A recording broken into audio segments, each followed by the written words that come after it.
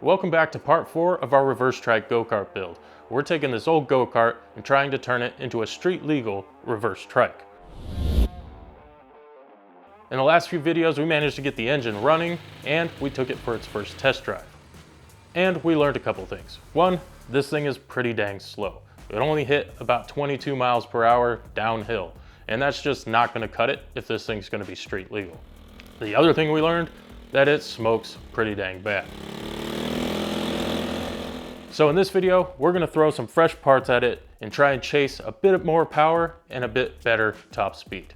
Now with these old GY6 engines, one of the easiest ways you can try and get more speed out of them is to tune the CVT. So we're gonna put a fresh belt in it, new rollers in the variator, and we're gonna put a new clutch and clutch springs in there, and hopefully that will get us a bit more top speed. We're also having some issues tuning the carburetor, and that's not something I'm gonna be able to address until I build a new exhaust for it, because the current exhaust is the old go-kart exhaust that I basically just bent to where I could just get it bolted on, and it leaks exhaust pretty bad. So that's gonna affect our jetting and our fueling. So we're gonna build a new exhaust for dirt cheap, and that way we'll have our exhaust system sealed up and we'll be able to put some fine tuning into the carburetor. Now before we started this engine for the first time, I did put a fresh spark plug in it. And when I pulled the old one out, it was covered in oil. So I stuck a borescope down the spark plug hole, and wouldn't you know it, the top of the piston is covered in oil. So that's not good. I suspect it has a ring problem. Luckily, parts for these GY6s can be pretty cheap, so I ordered a new bore and piston with gaskets that will be able to hopefully just truck into there for a quick little top end rebuild and get even more power and stop burning the oil. So those are all the things we're gonna be tackling in this video, and we'll see if it nets any more top speed. First, we're gonna service the CVT with the new belt, rollers, springs, and clutch. This cover's pretty easy to get off. It's just a series of 8mm bolts. So we'll just here with the Oogie Doogie gun. If you don't know what an Oogie Doogie gun is, a cordless impact is an Oogie Doogie. A pneumatic one is an Ugga Dugga.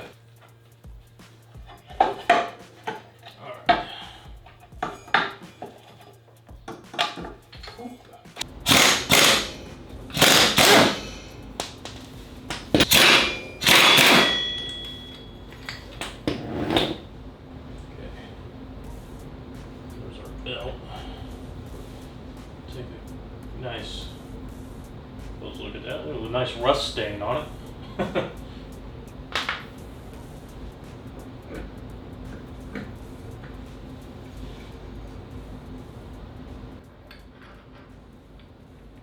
First, I'll be replacing the rollers in the variator, and I'm going to be weighing the ones that are in there to see what weight they are. And these ones are 10 grams. So going heavier should net us a bit less acceleration and a bit more top end. So we're going to put in 11 gram rollers, just a little bit more, to see if that makes a difference.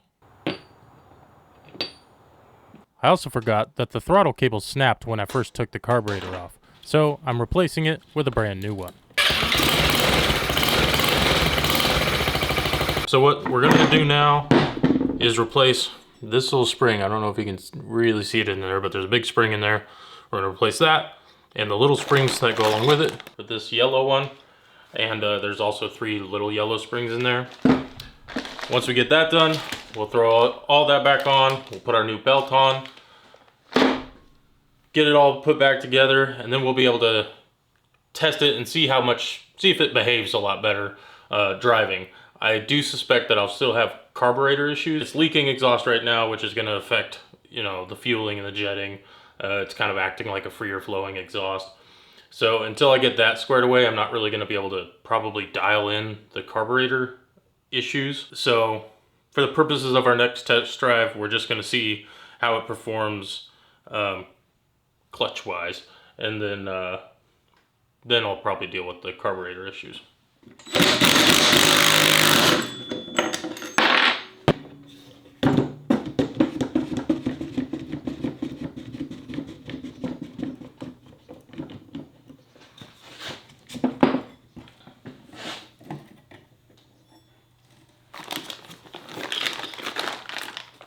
I'm going to go ahead and put just a tiny bit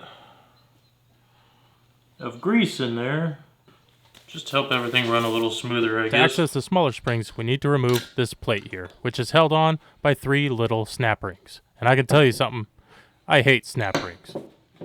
But with some snap ring pliers and a lot of frustration, I was able to get the clips off, but not before sending one into the darkest corners of the garage. Now,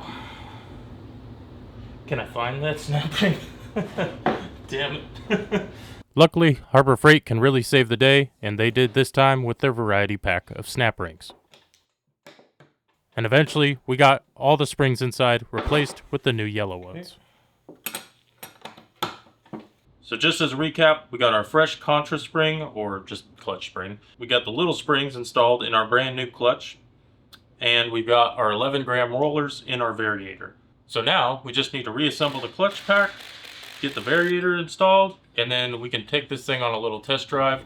Of course, keeping in mind that the carburetor is not happy right now.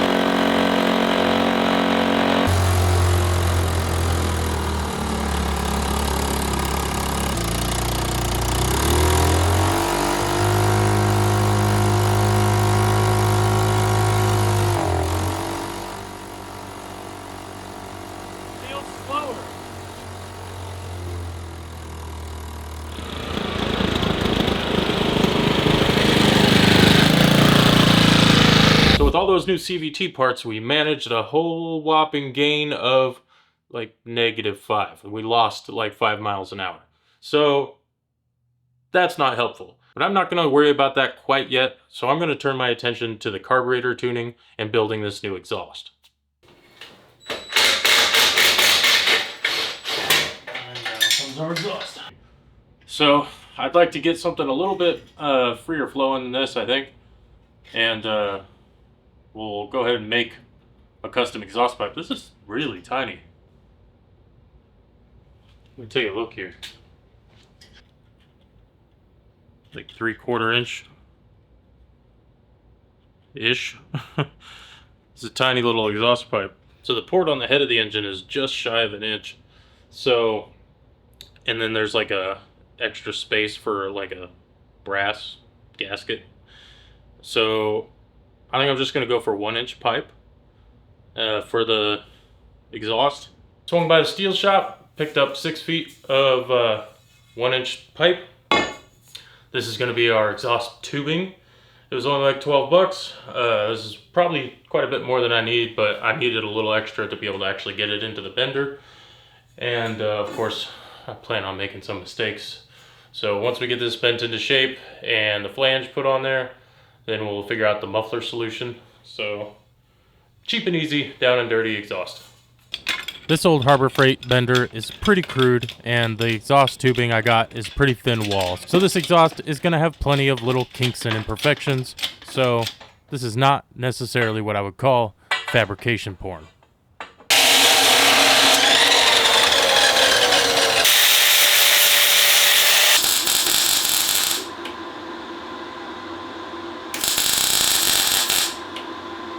So this burrito showed up in the Amazon package today, and I had to laugh at the label here. I don't know if it'll focus, but it says new exhaust, red.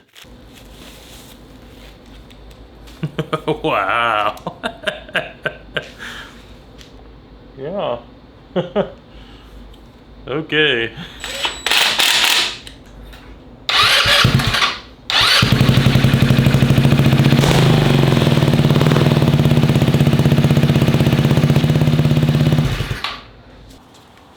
At this point, we're going to start bending up, I think, and figuring out where we want this muffler to land.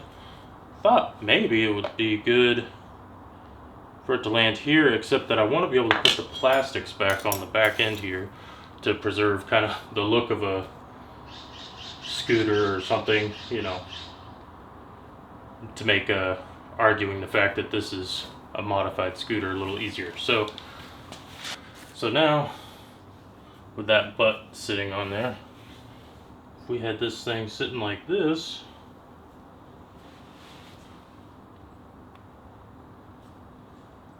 it's probably not too bad. Maybe farther back. Maybe I got just the perfect length here.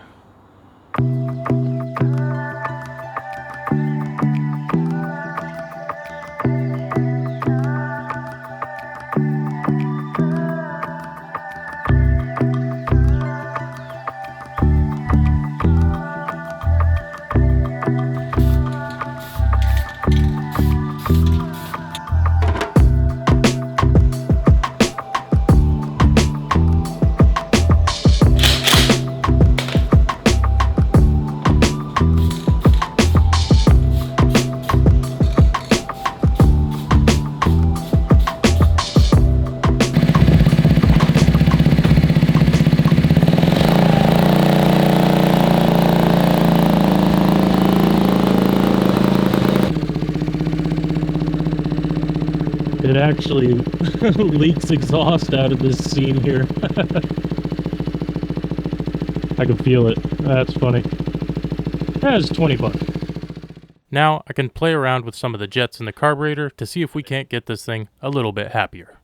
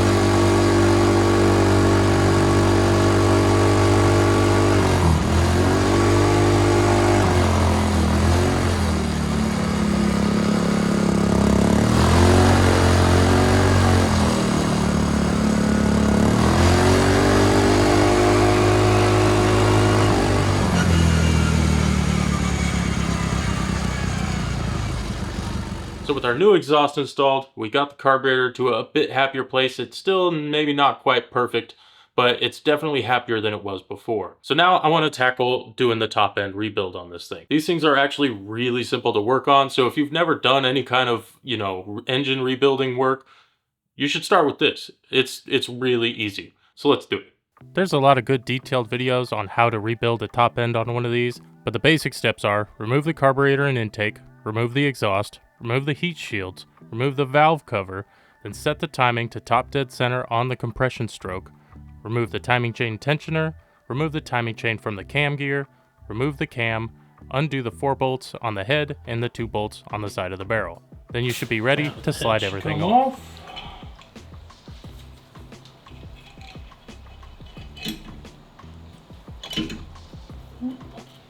Pretty fresh looking gasket. Huh. Interesting. It's got a little metal ring around it.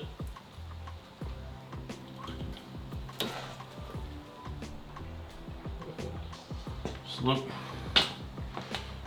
Yeah, how icky that cylinder is.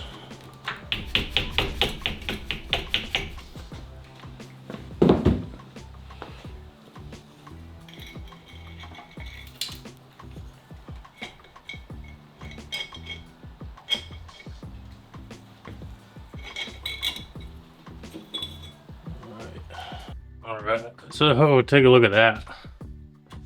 That is pretty gnarly. Got some alcohol sitting in the head here. I put the spark plug back in to seal up that hole. And we're just gonna kind of watch, eventually the alcohol will wipe or will evaporate, but we're just gonna watch that, make sure it doesn't disappear rapidly, indicating that the valves are leaking. And at the very least, it should help clean this stuff up here. So it's pretty cruddy in there. So we got the bore set in there. We got everything torqued down. I didn't see any of that alcohol leaking through the valves. I could have, pulled the springs and lapped them and replaced the seals. Maybe I actually should have, but we're just gonna put it on here and see how she does. It's not that hard to get the head off and do that anyway. As you saw, this, you know, whole thing could have been done in probably an hour. So anyway, if we're still burning oil, it's probably leaking through the valves. It's easy enough to get the head off. So I'm just gonna finish buttoning this thing up, and then we'll see if it'll fire up again and be happy. See what we have to maybe do with the carburetor. I'm gonna turn it over by hand first, make sure nothing's crashing into the valves or anything like that. So we get this thing turning over by hand and see how this little project went. I'm just gonna see if it fires and then shut it off because it's 9 o'clock.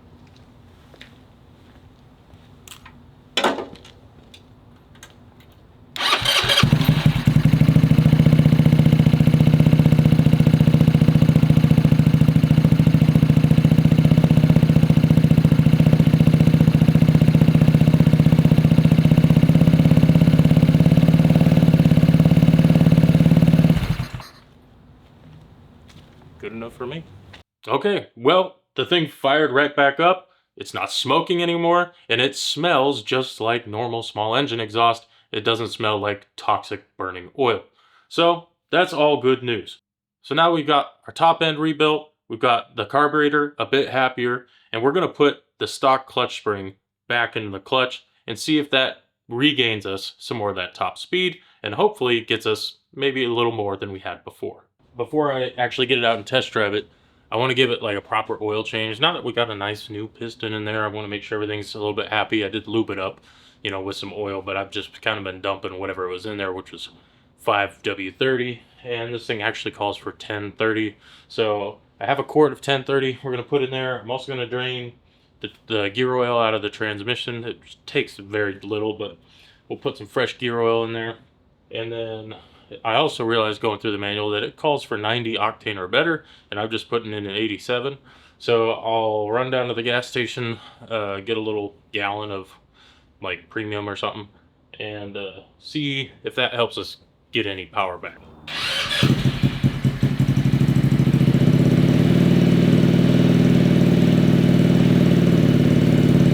Although it sounds pretty good.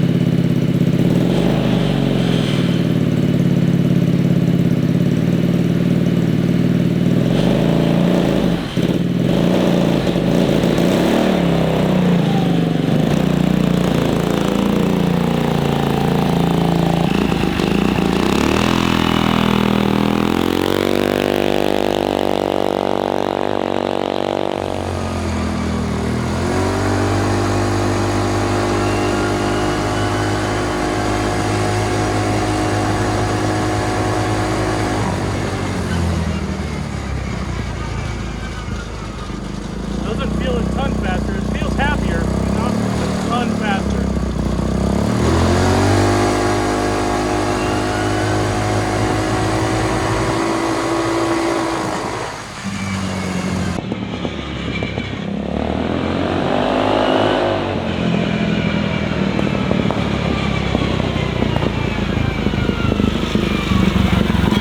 Well, we hit 23 miles an hour, but we were able to hit 20 miles an hour uphill, which is a lot better than we were doing. Well, I had a bit of an idea. I do have still a bunch of parts from the scooter that, you know, donated its frame to the back end of this thing. And on there is a tachometer. And I think that's going to help me tune the CVT, because I don't know exactly where the CVT is shifting at, and I don't know what RPM it's holding at, you know, when it's hitting 22 miles an hour. So I'm going to go grab that instrument cluster, grab the tachometer, and see if I can't wire it in. It should be a relatively simple project, just so I can see what RPM I'm holding at. I think that might give me a better judge, because if I'm sitting at 7,000 whatever RPM and I'm at peak power and I'm only hitting 22 miles an hour, that just might be it. I mean, I can change some gearing. I can put a smaller sprocket on the motorcycle wheel. It's got a 34 tooth sprocket. The go-kart sprocket was 33. So that's not a huge difference. It shouldn't make that big of a difference. I would using a calculator online, I should theoretically be able to pick up like maybe 3 or 4 miles per hour if I were to switch down to like a 29 tooth sprocket. But that's not quite enough. I need this thing to be like comfortably hitting like 35 miles an hour for me to really want to take it on the street.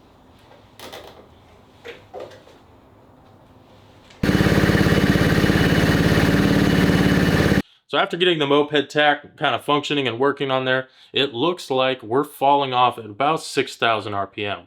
Now the owner's manual for this go-kart says that it makes peak power at about 7,500.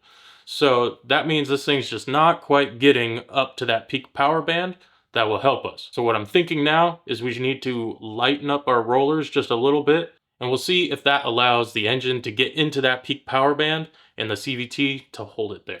So unfortunately, after our little test drive there, after rebuilding the top end, I noticed that it is puking oil out of the bore gasket. I did use the gaskets that came with the rebuild kit and the new bore, and unfortunately it is leaking like a sieve, so I don't want to drive it anymore.